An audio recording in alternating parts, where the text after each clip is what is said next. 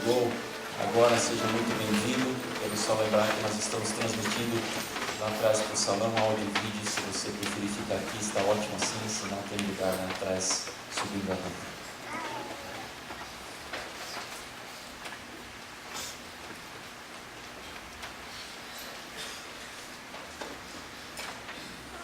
Posso dizer que para mim e para minha família tem sido uma honra conhecer Jefferson, Alissa, Deco e Manu nos últimos anos. Um privilégio muito grande conhecer todos vocês. Vocês entraram na nossa família de uma forma muito especial. Não somente vocês, com isso nós conhecemos melhor os pais do Jefferson, a família do Jefferson, a família da Lara, os pais, irmãos, e tem sido realmente um privilégio, uma honra conhecê-los. Jefferson se tornou um amigo pessoal meu nos últimos anos. Ele se tornou um amigo muito especial, porque o Jefferson sempre foi uma pessoa super sincera, e ele fazia perguntas que muitos não tinham coragem de fazer, ou perguntas que muitos talvez gostariam de fazer, ele fazia. E eu, em muitas conversas com ele, tive esse privilégio de ser chocado, de certa forma, com as perguntas que ele fazia. Perguntas muito diretas. E eu, às vezes, perguntava: você quer mesmo saber o que eu penso a respeito disso? Ele: sim, eu quero. E nós conversávamos muito. No ano passado, tive o privilégio de fazer uma viagem com ele. Eu e ele ficamos alguns dias viajando fora, e foi um tempo marcante na minha vida, na vida dele. O tempo de ir para o aeroporto, de esperar no aeroporto, já se tornavam, as conversas já eram intensas, desde o começo até o final. Tinha momentos em que ficávamos em silêncio, mas na grande maioria do tempo as conversas eram muito especiais, tempos de oração juntos. E o Jefferson passou por uma transformação muito grande. Quem o conhece, quem o conheceu, viu um homem sendo transformado. Viu um homem que buscou a Deus de uma forma muito especial, de uma forma intensa, de uma forma constante. Quando nós estávamos viajando agora esses dias, viajamos novamente com ele, Lara e minha esposa estavam juntos, Léo e Lu também. Em um certo momento paramos numa rua que chama Jefferson Street. E ele parou debaixo dessa rua e nós tiramos uma foto ali naquele lugar. Alguém fez história naquele lugar e por isso essa rua chama Jefferson Street. E esse Jefferson também está escrevendo história, está marcando a história das nossas vidas. De todos aqui. A vida dele está marcando as nossas vidas. O testemunho de vida dele, o coração dele, a busca dele por Deus foi algo incrível, foi algo muito especial. Recentemente fizemos a viagem, foi uma viagem muito especial, e voltamos e eu comecei a orar sobre esse momento, e me vieram palavras em mente, me vieram coisas em mente a respeito do Jefferson. Eu sentei para escrever uma coisa, e a primeira frase, eu queria anotar algumas coisas, a primeira coisa que me veio em mente, comecei a indagar e dizer: Deus, Pai, como é que você quer que eu fale, que eu pregue agora, nesse momento, na vida do Jefferson? O que você quer que eu fale? O que isso está acontecendo? Por que eu preciso estar nessa situação? Por que eu posso estar nessa situação agora? E como o Friedberg já mencionou, são lembranças muito especiais que nós temos dele. E em vários momentos me vem como se, conhecendo um pouco o Jefferson, eu me imagino o que o Jefferson estaria falando nessa situação. Eu, enquanto estava na frente do computador tentando escrever algumas coisas, eu pensei o que o Jefferson me diria nesse momento, o que ele falaria para mim nessa hora. Isso é coisa da minha mente, é o que eu senti, do que eu conheço ele. Eu imagino o Jefferson dizendo: Luciano, pregue a palavra de Deus. Luciano, pregue a Jesus. Luciano, não fale de mim mesmo, eu sou apenas um servo. Fale daquilo que é essencial, fale daquilo que é importante. Eu imagino Jefferson dizendo: Luciano, o que aconteceu comigo, a minha história, é graça de Deus, foi pela graça de Deus que isso aconteceu. Ele dizia constantemente: o que eu experimentei, o que eu tenho, o que eu sou, a glória é toda de Deus, é dele que veio tudo isso. E o Jefferson reconhecia isso de uma forma muito especial. Eu tenho uma palavra, algo que eu quero compartilhar, tem muito a ver com a vida do Jefferson, com algo que ele experimentou de uma maneira incrível, que deu início a uma grande transformação na vida dele. Eu quero compartilhar com vocês algumas coisas da palavra de Deus. E o que está no meu coração, a mensagem que está no meu coração, é de que Deus é um Pai bondoso e justo, que aguarda com grande expectativa o retorno dos seus filhos. Deus Pai é um Deus bondoso, é um Deus bom, e Ele é um Deus justo. E Ele aguarda com grande expectativa o retorno dos seus filhos. Eu quero ler com vocês alguns versículos, parte eu vou simplesmente contar a vocês. Eu quero ler 2 versículos que nós encontramos no Evangelho de Lucas, capítulo 15, versículos 1 e 2. Lucas 15, 1 e 2 diz assim: todos os publicanos e pecadores estavam se reunindo para ouvi-lo, para ouvir a Jesus. Mas os fariseus e os mestres da lei o criticavam. Este homem recebe pecadores e come com eles. Essa primeira parte do capítulo 15, nós podemos encontrar 2 grupos de pessoas. O texto diz que haviam publicanos e pecadores. Esses publicanos, eles eram cobradores de impostos. Muitos deles, nós temos que pensar que nós estamos num contexto do judaísmo.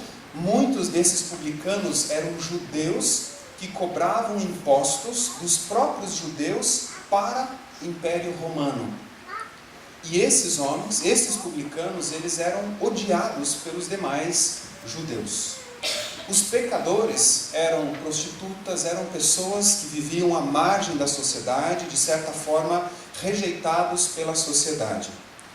Esse é o primeiro grupo de pessoas que nós encontramos aqui, publicanos e pecadores.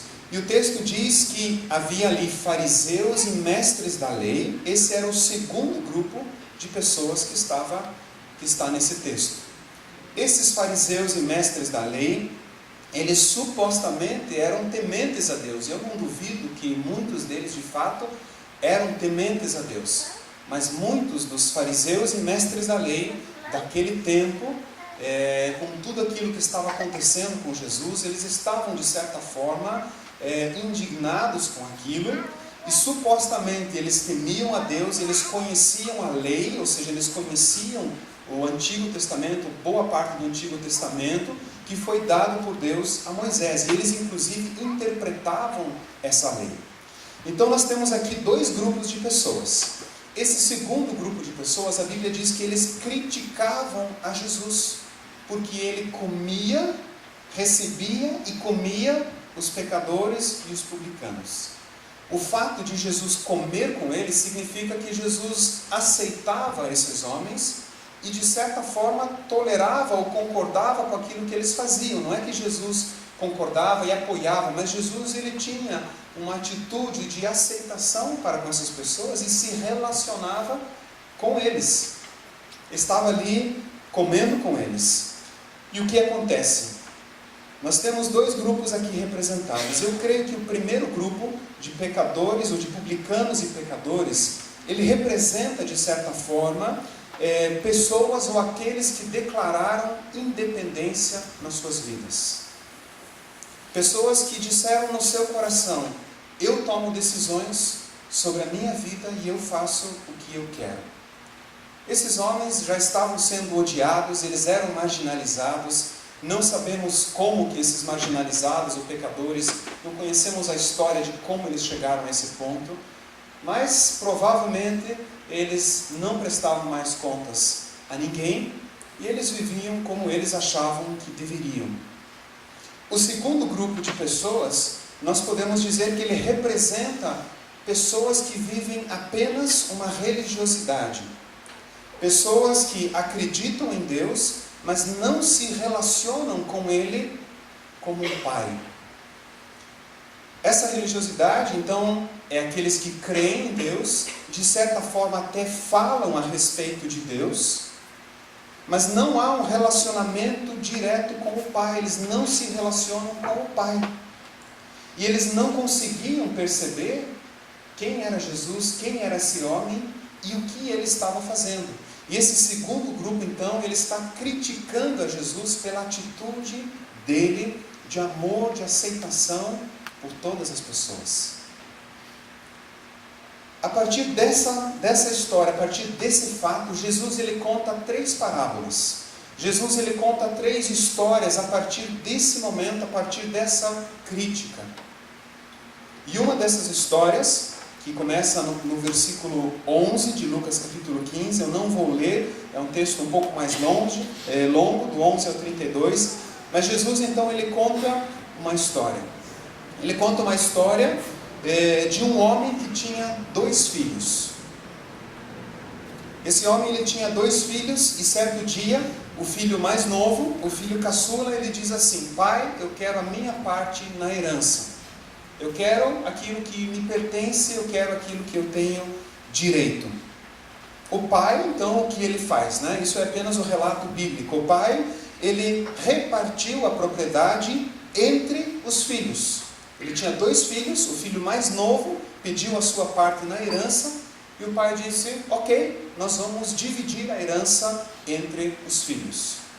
Alguns detalhes importantes, pensando que Jesus está no contexto judaico, falando provavelmente de uma família judaica. Algumas leis, algumas regras para isso.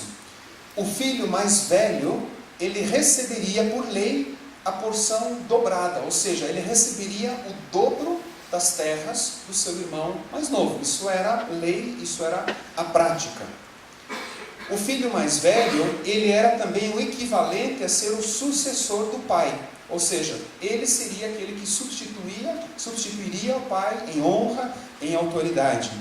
E esse filho, então, ele seria abençoado com o dobro da herança e honrado com essa autoridade, como sucessor do pai dele. Era altamente incomum que o filho mais novo pedisse a herança. O que está acontecendo aqui é totalmente fora da prática comum. Não era comum que isso acontecesse, muito menos que o filho então recebesse a herança por causa disso. Mas o pai, ele diz: ok, eu vou dar a parte de vocês na herança. E ele divide a herança com esses 2 filhos. Eu entendo e percebo que nós já podemos perceber a bondade desse pai. Um pai sendo justo e bondoso com seus filhos. As terras foram repartidas, elas foram divididas, e a palavra de Deus, a Bíblia nos diz que algum tempo depois de algum tempo, não se sabe quanto tempo exatamente, o filho mais novo, aquele que pediu a herança, ele reuniu tudo que ele tinha, pegou a herança dele, o que pertencia a ele, não sei se ele vendeu as terras dele, o que ele fez, mas a parte que lhe cabia, ele pegou e foi para uma terra distante. Ele foi morar longe, ele foi viver numa outra terra, e a Bíblia diz que ele desperdiçou os seus bens, ele perdeu tudo aquilo que tinha, vivendo irresponsavelmente. Ou seja, esse filho mais novo, ele literalmente faliu. A empresa dele quebrou, ele não tinha mais absolutamente nada do dia para a noite. Talvez tenha sido um processo, não sei. Mas a Bíblia diz que ele desperdiçou todos os seus bens. Na terra onde ele estava, no país onde ele estava, houve uma grande fome. O país passa por uma crise. E mesmo então conseguindo um emprego para cuidar de porcos, e para os judeus cuidar de porcos era algo totalmente horrível. Os porcos eram considerados animais impuros. Uma situação de humilhação para esse homem.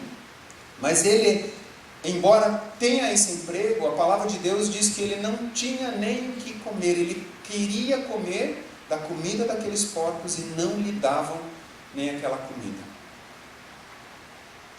A Bíblia diz que ali, naquele instante, naquele momento, naquela situação, esse filho, ele se lembrou do pai dele. Ele se lembrou do pai dele, ele se lembrou que os empregados do pai dele viviam melhor do que ele. Os empregados que estavam na casa do pai dele tinham comida de sobra. E aí ele pensou, eu vou voltar para a casa do meu pai, eu vou me arrepender, eu vou pedir perdão ao meu pai e vou pedir para que pelo menos ele me aceite como um empregado. Foi isso que ele pensou, foi isso que ele visualizou na sua mente naquele momento. E a Bíblia nos diz que ele se levantou e foi. Se encheu de coragem, se levantou naquela situação, talvez de quebrantamento, de humilhação, e ele se levantou e foi em direção ao seu pai. Nós voltamos para a propriedade da família onde tinha ficado o pai, onde tinha ficado o irmão mais velho. E a Bíblia diz assim, quando o pai viu a esse filho ainda de longe, a Bíblia diz que o pai encheu-se de compaixão, as entranhas dele se mexeram, dentro dele, essa é a expressão que a Bíblia fala, algo interno muito forte aconteceu. A palavra que é usada no texto original fala da sede das nossas paixões mais profundas.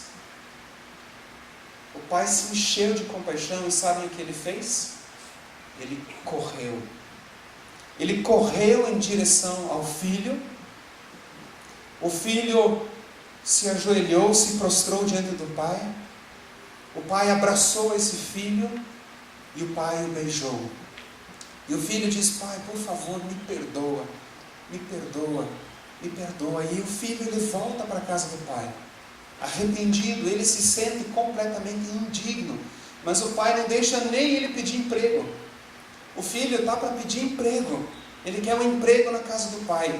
Ele não tem nem tempo de pedir um emprego. O pai já se move, o pai já se mexe e diz aos empregados, tragam a melhor roupa, coloquem um anel de volta no seu dedo, calcem calçados a ele e matem um novilho gordo, que hoje é dia de festa, hoje é dia de celebração.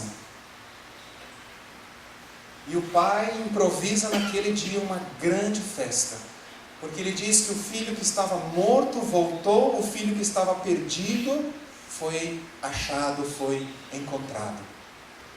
E o pai, numa expressão, numa manifestação de um amor tão grande, ele restaura o filho na casa dele. O filho mais velho, ele está no campo também, ele está trabalhando. E o que acontece? A Bíblia diz que o filho mais velho, então, ele volta para casa e acha estranho o que está acontecendo. Não sei se ouviu música alta, não sei se havia júbilo, gritaria, mas ele viu que algo estava acontecendo, havia uma festa, algo diferente estava acontecendo na propriedade. O filho então chega perto e pergunta para um dos servos o que está acontecendo ali, e ele diz, o seu irmão voltou e há uma grande festa. E a palavra diz que esse irmão mais velho encheu-se de ira. O coração do pai encheu-se de compaixão. O coração do irmão mais velho encheu-se de ira. Ele não quis entrar, ele não quis participar dessa festa. O pai então chega para esse filho e o pai diz, filho, é o teu irmão, ele estava como morto e agora voltou, ele estava perdido e agora foi achado. E o filho, o irmão mais velho, está irado, ele não aceita aquilo. Ele não aceita aquilo. O filho responde ao pai, pai, eu trabalho como um escravo para você, nunca desobedeci tuas ordens, mas você nunca fez uma festa dessas para mim. Mas quando volta esse teu filho, que esbanjou os teus bens com as prostitutas, você mata o novilho gordo. Essa é a reação do filho. E o pai responde: meu filho, você está sempre comigo. Tudo o que eu tenho é seu. Mas teu irmão estava morto.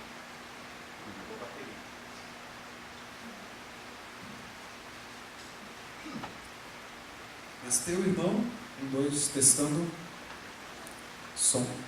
Mas teu irmão estava morto e voltou à vida. Estava perdido e foi achado. E assim Jesus termina essa parábola. Algumas reflexões e conclusões.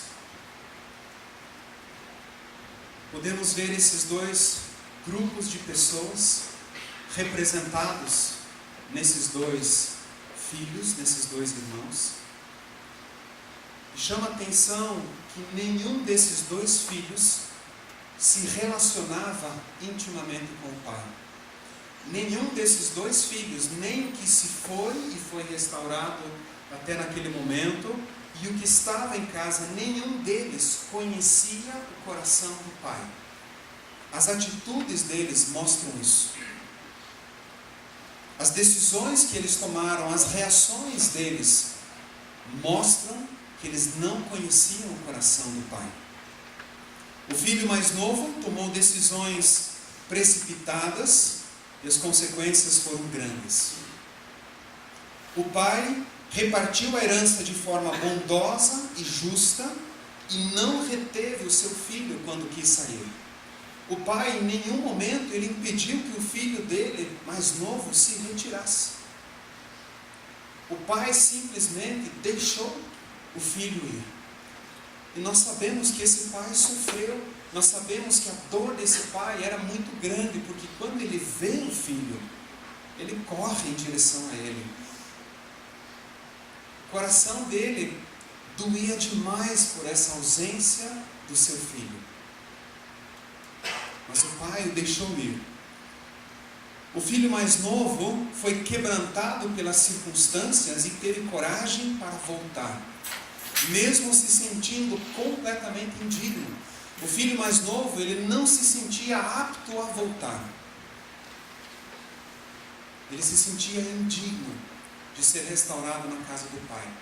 Mas ele teve coragem, se levantou e voltou. O pai